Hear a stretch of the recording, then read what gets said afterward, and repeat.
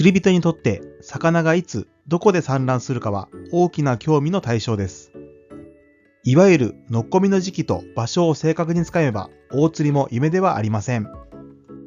生物学的なアプローチとフィールドでの観察による産卵期の勉強をしてみましょう。それでは本日の結論です。産卵期の目安は水温と月齢。本日の目次です。産卵に伴う魚体の変化、産卵の実際、婚姻色で産卵期を知る、産卵期を推測する、産卵期の釣り、この5つについて解説します。最後に特典パートとして、主な魚種の産卵参考データを紹介します。産卵に伴う魚体の変化、魚類の産卵期は春夏秋冬、魚種によって様々な時期に存在します。産卵は水温や日照時間などの季節によって変化する自然環境条件と生殖腺、卵巣、精巣の成熟という魚体内の変化が関係し合った結果起きます。生殖腺の成熟に際しては、脳下垂体における生殖腺刺激ホルモンの分泌によって生殖腺が刺激され、ステロイドが産出され、卵・精子の形成が促進されます。産卵期を知るための重要な指標として、生殖腺指数というものがあり、ゴナドソマティックインデックスという呼び方もされます。この GSI は生殖腺重量 ×100 割る体重で計算されます。GSI を経年的に計測していくことで、ある時期に GSI の極端な増加減少が見られることから、その増加ピーク期に産卵が行われていることが推定できます。また GSI の増加と前後して体内の脂肪の割合が変化することから肥満度というものもあります。コエフィシエントファットネスという呼び方をされ、この CF は体重割る標準体長の3乗かける10の3乗の増減を合わせて産卵期の推定に用いることがあります。ちなみに GSI を参考にすると、春に産卵をする魚の場合、水温やヒナガの年間の水位イメージはこのようなグラフで表されます。これらの値に加えて、同時に卵形を測ったり、触診したり、目視で卵巣の色などを確認したりすることで、より正確に生殖腺の成熟の過程が把握できます。さらに、すでに水中に産卵されてしまった卵をプランクトンネットなどで採集し、卵の状態を分析することで逆算して産卵期を推定する場合もあります。以上のように魚の繁殖に関する諸状態を専門的に分析する方法はありますが、そこまで正確に行わないにしても、同じ釣り場に通い続けている人で同種の魚を釣ってさばいていれば、魚体の変化に気づくことがあるでしょう。例えば卵巣を取り出して細かく見てみると、色や大きさにいつもと違う変化があることに気づきます。卵形が大きくなっていたり、透明な卵が混じるようになっていたり、あるいは卵巣が急に萎縮していたりするのに気づくこともあるはずです。産卵の実際。産卵は魚種によって様々な水深で行われますが、その中でも岸沿いの浅い水域で行われるものは観察しやすいです。これは浅い水域に生息していることが海水魚に比べて多い淡水魚でよりはっきりと見られます。例えば鯉やフナは4月から5月頃に水生植物の根付近に卵を産みつけることが多く、池や湖に行くと岸際一面でパシャパシャと水しぶきが上がっている光景に遭遇することがあります。水中をよく見ると、卵でお腹が膨れた1匹のメスを何匹ものオスが追いかけているのが確認できます。時期を前後して湖沼では大口バスの産卵期も訪れます。水深50センチメートルから 1.5 メートルくらいの岸沿いに、他の場所より白っぽく掃除されたような球状の産卵床が見られたら、その付近をよく観察してみてください。大口バスは1対1のつがいで産卵を行い、産卵後、子魚や稚魚が一定の大きさになるまでは、オスの親魚が保護をします。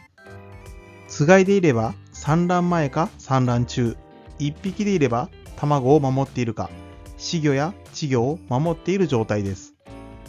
ブルーギルの産卵は大くちバスから約1ヶ月ほど遅れて行われます。ブルーギルは1匹のオスに対し複数のメスが相手をする一夫多妻制です。そのため産卵床が多数集中し、産卵コロニーが形成されますが、そこでは1匹のオスが何個もの産卵床をせわしなく行き来している様子が確認できます。また、そこへ卵を狙いに来る他の魚種もおり、魚同士の関係の観察は非常に興味深いです。釣り用語では産卵期に魚が寄ってくることをのっこみと言います。鯉やフナなどは浅瀬に文字通り乗っこんでくる種類ですが、逆に産卵のために深場へ移動する種類もいることを覚えておきましょう。なお、浅場において多様な産卵生態を持つ淡水魚に比べ、多くの海水魚はなかなか人目につくような場所で産卵を行いません。海域においては陸上から魚が見られる条件は限定されることもあり、冒頭のような方法で釣った魚をさばいてみなければわからない場合も多いです。ハゼやスズキやクロダイなど釣り人に馴染みの魚でも産卵は巣の中や深場で行われていたりして、まだはっきり分かっていない部分が多いです。婚姻色で産卵期を知る。産卵行動自体を目で見て確認できる方法に加え、もう一つの重要なポイントとなるのが婚姻色です。これは産卵期の魚体に現れる独特の色で、例えばアイナメでは普段茶褐色のオスが黄色がかった色になり、オイカワでは青とピンクの綺麗な模様が入り、ウグイでは黒と朱色の縞が見られます。また、オイカワやカワムツ、ハス、ウグイといったコイ科の淡水魚では、オイボシと呼ばれる成熟期の魚体に出現する軟骨状の隆起物が頭部やヒレの付け根付近に顕著に見られます。こういった色や形の変化は泳いでいるものを目視しても確認できますし、釣ったものを水槽に入れて観察すればより明確です。淡水魚であれば飼育も比較的容易であるため、ヒーターなどを使用せず、水温が季節によって変化するようにしておけば、飼育下で変化が確認できる場合があります。産卵期を推測する。産卵期は産卵という行為のために魚種が一箇所に集結するため、産卵場所さえ見つけられれば大量ということがしばしばあります。産卵期を予測する要素の一つが水温です。水温が何度以上になると産卵行動を起こすということが多くの魚において実験で明らかにされてきており、実際の水域での水温を測っていくと大体の産卵期は予想できます。この他に大きな影響を及ぼすのは月齢です。大潮の満月や新月に産卵行動をとる魚が多く、また釣りの対象魚とは言い難いですが、クサフグは初夏の新月と満月の頃に波打ち際に産卵のために大量に押し寄せてくることがよく知られています。産卵期の釣り。産卵行動に入っている魚は釣れないと言われますが、すべての魚種についてそうだとは言えません。例えば、瀬戸内海では4月になるとクロダイが釣れ始めます。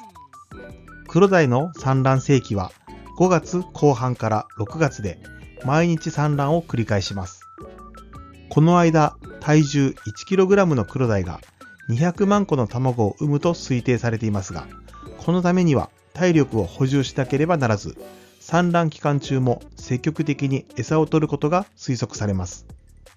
また、産卵床にいるブラックバスは、産卵床に近づく魚を敵とみなし、威嚇するために口を使ってくることがあります。このような魚の習性を知り、食性以外の要素に訴えて釣る方法もあります。なお、産卵期の釣りについては、規則によって規制されていることがあります。多くの場合、漁業における禁漁期は漁獲対象とされる魚の産卵期に関連した時期であり、卵を持っている親魚や七魚は取らないようにするというのが基本的な資源管理の手法であるため、禁漁期から魚の産卵期を推定することもできます。都道府県の漁業調整規則では、魚種別の禁漁期間が明記された箇所があります。ウェブサイトなどに記載されていますので、規則を守るという意味も含めて確認しておきましょう。それでは特典パートです。主な魚種の産卵参考データを紹介します。データの中に出てくる積算水温とは、孵化水温と孵化日数を掛け合わせた数値になります。ニジマス、産卵水温は10度から15度、孵化適水温は4度から14度、孵化所要日数は28日から80日、積算水温は300から400、水温下降期に産卵します。アユ、産卵水温は15度から20度、孵化適水温は15度から20度、孵化所要日数は14日、積算水温は210から280、水温下降期に産卵します。コイ、産卵水温は18度から22度、孵化適水温は15度から25度、孵化所要日数は3日から6日、積算水温は75から90、水温上昇期に産卵します。ヒラメ、産卵水温は12度から21度、孵化適水温は14度から15度、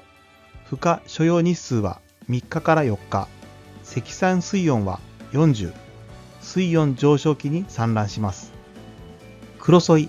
産卵水温は14度から17度、卵体性のため受精卵が母体内で発育し、孵化して幼体となってから母体外へ出ていきます。マダイ、産卵水温は15度から21度、孵化適水温は17度から19度、孵化所要日数は3日、積算水温は45から70、水温上昇期に産卵します。ブリ、産卵水温は17度から23度、孵化適水温は18度から20度、孵化所要日数は3日、積算水温は50から60、水温上昇期に産卵します。もちろん紹介した魚種以外でもこのようなデータはありますので、普段ターゲットとされている魚で検索されてみると超過アップのきっかけになると思います。今回の授業は以上となります。最後までご視聴ありがとうございました。高評価やチャンネル登録をしていただけるととても嬉しいです。また次回の動画でお会いしましょう。